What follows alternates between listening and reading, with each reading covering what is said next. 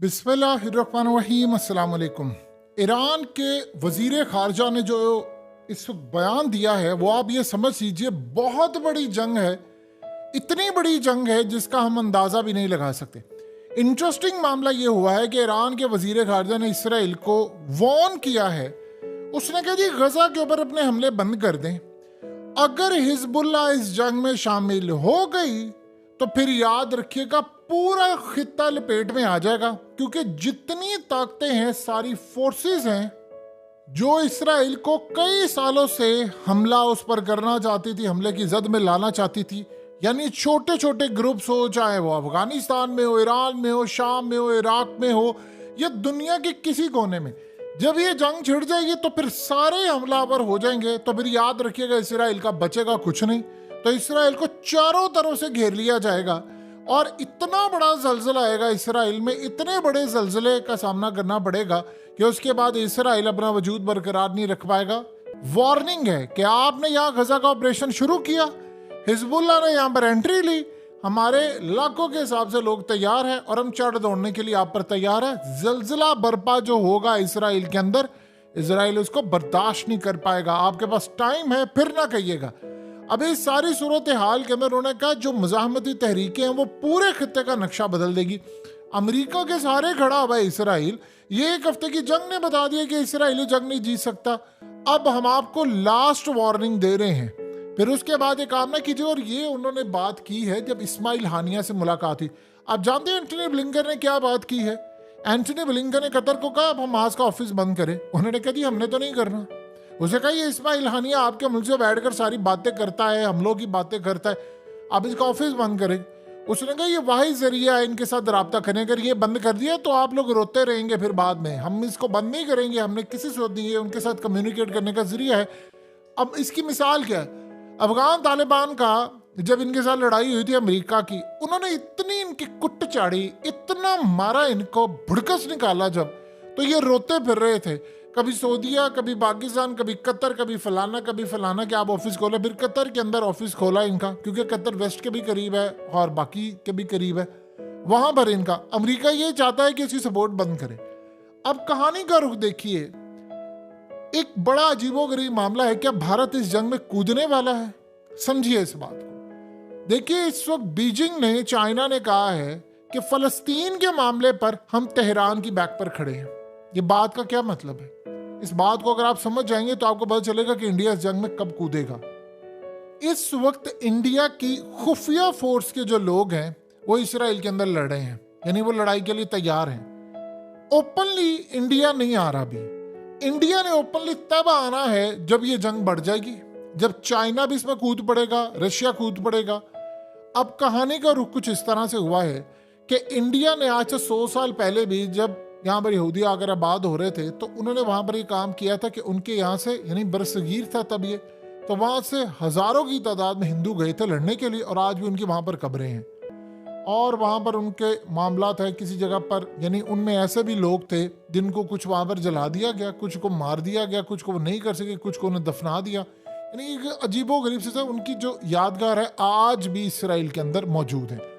भारत इस वक्त जो हथियार लिए हुए हैं, चाहे उसमें वो रूस से ले किसी और से, वो इसराइल को सिक्योरिटी सप्लाई कर रहा है और वो यूज करेंगे इसमें और कर रहे हैं।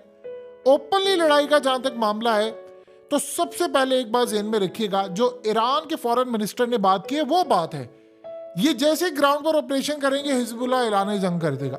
इराक, शाम, ईरान, यहां से सारी जो मलेशिया जिसे कहते हैं प्राइवेट ग्रुप्स होते हैं वो सारे चढ़ दौड़ेंगे। इवन के अफगान तालिबान, देखिए उनको क्या मसला है? अफगान तालिबान को कोई मसला है? उनको क्या मसला है कि वो उस जंग में ना जाएं? वो भी जंग में कूद पड़ेंगे क्योंकि वो कहेंगे मस्जिद अक्सर तो मुसलमानों की है। ये बात आप ध्यान में रखिएगा। अब इस सारी सूरत हाल के अंदर जो इन्होंने बात की इसराइल को, इसीलिए तो एंटनी ब्लिंकन हर जगह पर जा रहा है। इंडिया का जहां तक कूदने का मामला है, चाइना का स्टांस बड़ा जबरदस्त हो गया है। अभी सारी सूरत हाल में पहला स्टेप ये है कि रमजान कादिरोव की क़यादत के अंदर चेचनिया के हजारों जो जंगजू है वो पहुंचेंगे। शाम से वहां पर हमला होगा जब ये लड़ाई बढ़ जाएगी। फिर उसके बाद रूस बाकायदा तौर पर शाम की जो फोर्स है बशारुल असद, उनको हर तरह के हथियार S-400 से लेकर ऑलरेडी वहां पर है, तमाम चीजों उनकी फोर्सेस ऑलरेडी हैं। सब देगा कि तुम लड़ो इस जंग के अंदर, जैसे अमेरिका ने यूक्रेन के साथ किया था। तो अब वो इन्होंने बदला लेना, जैसे इसराइल ने किया था यूक्रेन के साथ रूस के खिलाफ। तो पहले वो इनकी फोर्सेस को देंगे, अगर वो उनसे संभाल नहीं पाएगा तो फिर रशिया इसमें कूद पड़ेगा, फिर रशिया की जंग होगी। रशिया को परवाह नहीं है, उसको पता है कि जिन जिन ममालिक ने मेरे साथ दिए जिस नहीं, और वो इस जंग में कूदेगा।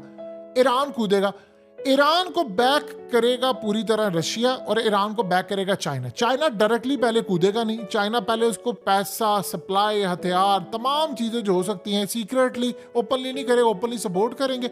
यानी उनको इतनी सप्लाई होगी कि वो लड़ाई करते रहेंगे, क्योंकि ये लड़ाई है लैंड की। अब इस सारी सूरत हाल के अंदर जो नेतन्याहू ने बात की है, ये बाकी सारे ममालिक क्यों कूदेंगे, उसकी वजह है इसराइल का झंडा। इसराइल के झंडे में जो डेविड स्टार है, इसका क्या मतलब है? ये तो वो कहते हैं ना कि हजरत दाऊद अलैहिस्सलाम का जो स्टार है वो है। ये असल में इसराइल का जो नक्शा है वो बाकी ममालिक तक फैलाना है। उसमें ये सऊदी अरब को शामिल करते हैं, ईरान को करते हैं, इजिप्ट को करते हैं, उर्दन को करते हैं, शाम को करते हैं, और तमाम जगहों पर। इसका मतलब है कि हर कोने पर हमने फैलना है। ये असल में इसका मतलब है। अब इस सारी सूरत हाल के अंदर ये जितने एरियाज के लोग हैं उनको पता है फलस्तीन गया हाथ से तो अगला नंबर हमारा है, क्योंकि अगला नंबर लाने के लिए प्लान उनका ये होगा कि अमेरिका कूदेगा। अब अमेरिका को पता ये है कि हमने अफगानिस्तान से कुट खाई हुई है और इनसे लड़ना इस खत्ते के अंदर नामुमकिन सा है। यानी आज देख लें सऊदीया का स्टैंस बड़ा क्लियर है। तो इस सारी सूरत हाल के अंदर पूरे खित्ते में, क्योंकि नेतन्याहू ने जो बात की, उसने कहा कि मिडिल ईस्ट का नक्शा हम बदलेंगे। वो क्या बात है? वो अपने उसी प्लान की तरफ बात कर रहे हैं कि इसराइल को हमने बढ़ाकर आगे लेकर जाना है, बाकी ममालिक को भी शामिल करेंगे। उसने उस चीज के बारे में बात की है। तो ये सबको पता, और इन्होंने सबने अपने आप को बचाने के लिए काम करना है। अब चाइना इसमें कूदेगा। अब इंडिया कैसे आता है? जब चाइना, रशिया ये सारे ऑफिशियली कूद पड़ेंगे तो फिर इंडिया इस सारी सूरत हाल में जाएगा। इंडिया का मामला ये है कि वो ये चाहता है कि गजा टेक ओवर कर ले पूरी तरह इसराइल, और मस्जिद अक्सा भी। देखिए इस सारी सूरत हाल के अंदर आप ये देखें कि इसराइल में एक पिटीशन दायर हुई थी कि मस्जिद अक्सा को गिराया जाए और यहाँ पर हैकल बनाया जाए। जिस तरह भारत के अंदर बाबरी मस्जिद की जगह उन्होंने मंदिर बनाए, ये काम उन्होंने कहा जी आप तो तारीख उठाकर देख ले, यहाँ पहले हैकल था और ये तो मुसलमान भी मानते हैं, तो यहाँ पे हैकल था पहले, तो इन्होंने बाद में मस्जिद अक्सा बनाई, तो अगर वो बना सकते हैं तो ये भी बनाए। वहाँ पर ये पिटीशन थी, कोर्ट के अंदर थी और इस पर सुनवाई जारी थी। लेकिन वो आपको पता है कि इस तरह का वो बयान जब तक हुकूमत या उनकी इंटेलिजेंस एजेंसी सपोर्ट नहीं करती, तो वो उन्होंने दिखाने के लिए, दुनिया को पैगाम देने के लिए कि हमें काम करना है। अब आप ये देखिए कि अगला जो मरहला इनका है वो बड़ा खतरनाक है। इंडिया ने काम ये करना है कि वो चाहता है कि इसराइल करे, क्योंकि उसका भी प्लान है अखंड भारत का। तो वो वहां पर ये चाहेगा कि एक तो मैंने पाकिस्तान को, देखिए उसने गिलगित बल्तिस्तान को निशाने पर रखा है, उसने बाकी सारी फोर्सेस को। जो पाकिस्तान के खिलाफ जंग होनी है उसमें इसराइल ने कूदना है। ये आप जो खास तौर पर अभिनंदन वाला सीन था उसमें भी इसराइल के जो कमांडोज थे वो इंडिया बैठे हुए थे, पूरी इंस्ट्रक्शन तिल अवीव से कंट्रोल हो रही थी। तो वहां पर उन्होंने कूदना है, यहां पर इन्होंने आना है।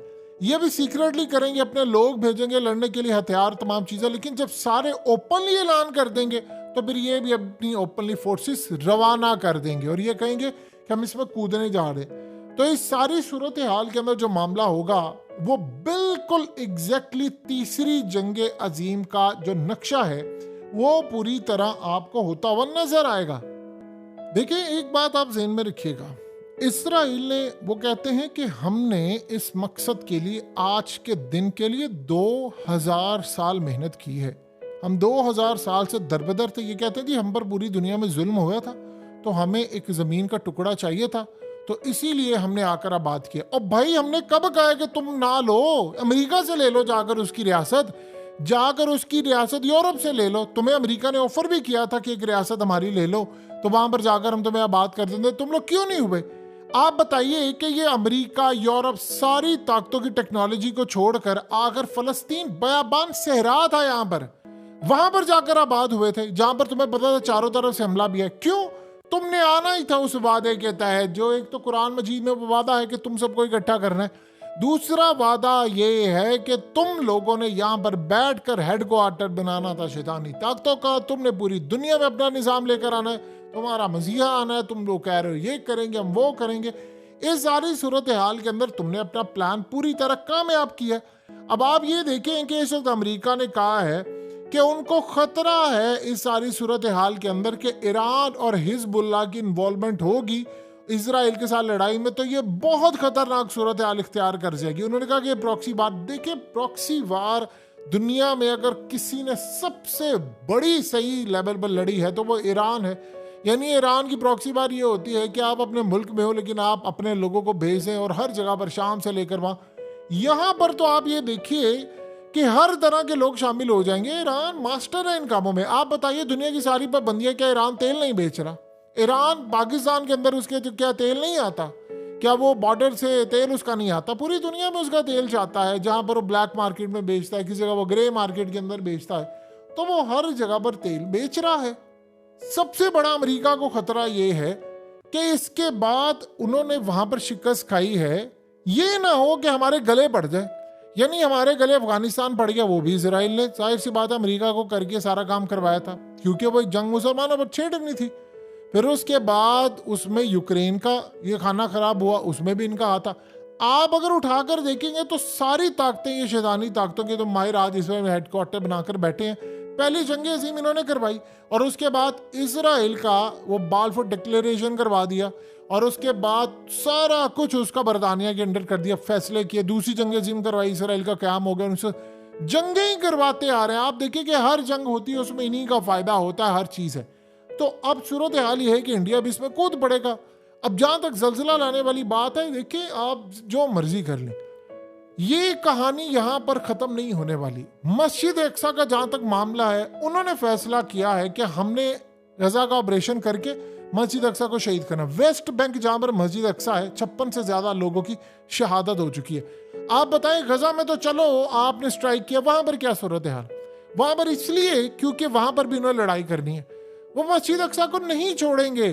आप देखें जिन्होंने 2000 साल इंतजार किया है कि वहां पर हैकल बनाना है, तीसरा टेम्पल बनाना है, वो इंतजार करेंगे कि हम इस मौके को छोड़ देंगे। वो कहते हैं जी सुर्ख चांद हमारे लग चुके हैं, हमारी सारी थ्योरीज पूरी हो चुकी हैं, तो हम अब ये काम क्यों ना करेंगे। वो आ रहे हैं और इस मकसद के लिए उनके यहाँ जो मजहबी पेशवा है वो बार बार ये बात कह चुके हैं कि तीसरी जंग अज़ीम छेड़नी पड़ेगी आपको, उसके बगैर गुजारा नहीं है। और आप ये देखिए एक बड़ी जबरदस्त बात की ईरान के फॉरेन मिनिस्टर ने, उन्होंने कहा है कि आप लोग इस सारी सूरत हाल में सिर्फ आपके पीछे अमेरिका खड़ा है, अमेरिका छोड़ दे तो इजराइल का बेड़ा गर्क हो जाए। लेकिन ये कहानी इतनी सादा नहीं है। इजराइल है न्यूक्लियर पावर, लड़ाई तो बड़ी होनी है, जो मर्जी आप कर लें। इजराइल इस लेवल पर भी है कि अगर उसको लगेगा कि उसका वजूद खतरे में है तो वो उस मुल्क के ऊपर एटमी हमला करने से दरेग नहीं करेगा, क्योंकि उनकी किताबों में दर्ज है कि उनका जो मसीहा आना है उससे पहले एक बड़ी जंग होनी है, जिसको तीसरी जंग अजीम का नाम दिया जा रहा है, जो खतरनाक तरीन है। तो इस सारी सूरत हाल के अंदर प्यूटिन ने क्यों कहा था? उसने कहा था कि मुझे नजर आ रहा है कि हालात वही पैदा हो रहे हैं जो दूसरी जंग अजीम से पहले थे, और अब की जो जंग होगी 1000 गुना ज्यादा खतरनाक हाइड्रोजन बम है। ये मामला वो पहले जैसा नहीं रहा।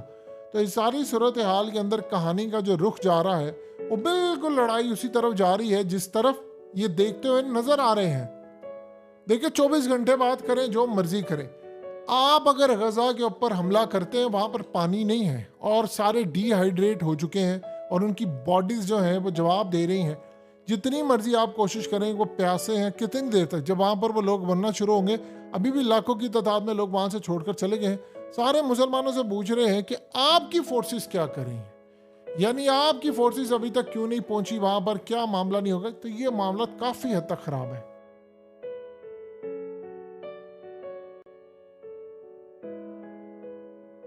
हकीकत टीवी को सब्सक्राइब करना मत भूलें, वीडियो को लाइक करें, शेयर करें और कमेंट सेक्शन में अपनी राय का इजहार जरूर करें।